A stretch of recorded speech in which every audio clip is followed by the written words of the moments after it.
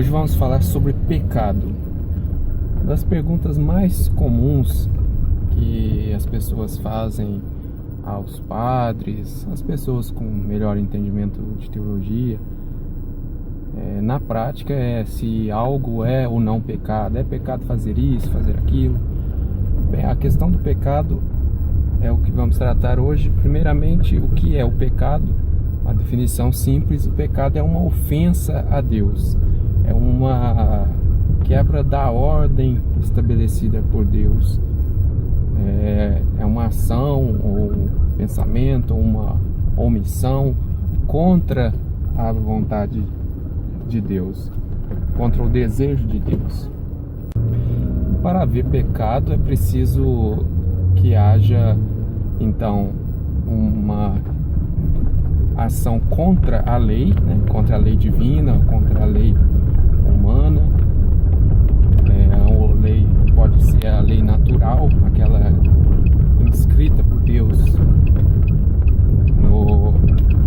na alma de cada pessoa, mesmo as que não são cristãs. Isso é independente. A lei natural vale para todos e todos têm o sentido para essa lei natural.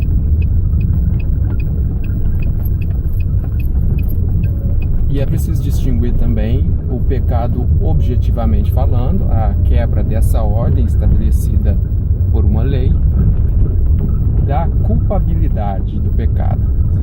Uma coisa é fazer o ato e outra é se você tem ou não culpa pelo ato.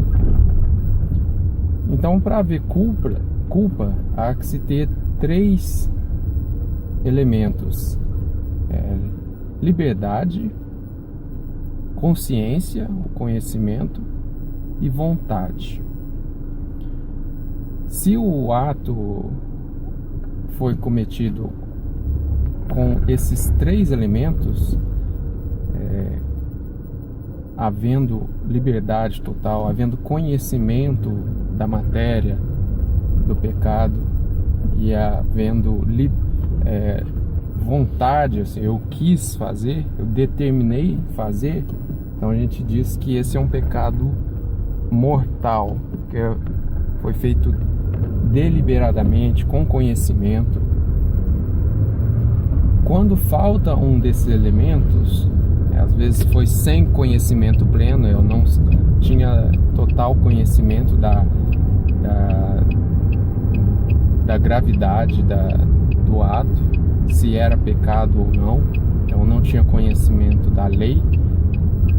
Isso diminui a minha culpa e então torna o pecado mais leve, que a gente chama de venial. Quando falta a liberdade, ou seja, eu ajo por influência coercitiva de outro, é outro que me obriga a agir, então isso tira a minha liberdade, tira então a minha culpa também. Então não há pecado quando falta liberdade. Quando falta conhecimento, pode haver diminuição da culpa, mas pode haver também um agravamento da culpa, porque se a falta de conhecimento não é invencível, ou seja, se eu desconheço a lei por minha própria culpa, porque eu não quis saber, porque eu não procurei saber, porque eu não me esforcei para tal. Então a culpabilidade é relativamente fácil de determinar para mim, para um ato que eu cometi. Então eu analiso, eu faço meu exame de consciência, se eu tinha total conhecimento, se eu tinha a vontade totalmente livre, se eu não estava sendo coagido pela circunstância ou por alguma pessoa, e se eu tive a real vontade e o nível de vontade que eu determinei naquela ação. Isso vai determinar se o meu pecado foi grave ou venial. Por causa dessa avaliação muito pessoal, é muito difícil difícil fazer a avaliação da culpabilidade de outras pessoas. Então, é por isso que a gente não... É aí que entra aquela palavra do Evangelho de não julgar. Porque é muito difícil conhecer a consciência das pessoas, conhecer o nível de conhecimento dela, conhecer a liberdade dela para determinada ação. Então, só quem faz isso é o próprio Deus, e na pessoa dele, a mandato dele, o confessor no sacramento da confissão.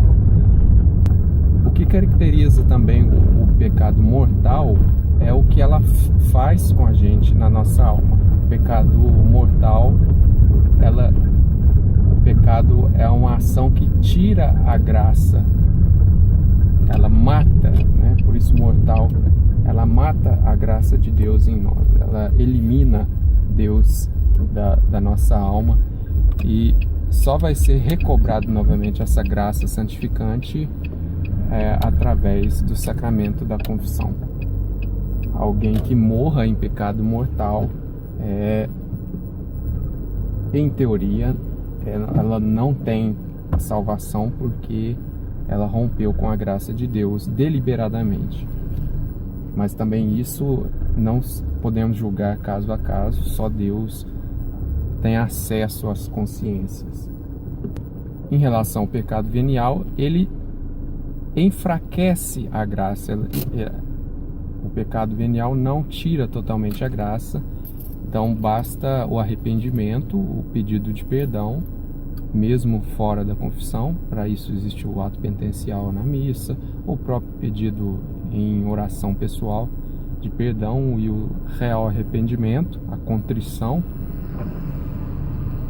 que o pecado é perdoado, e com os demais sacramentos, o acesso à Eucaristia, a graça então cresce novamente em nós.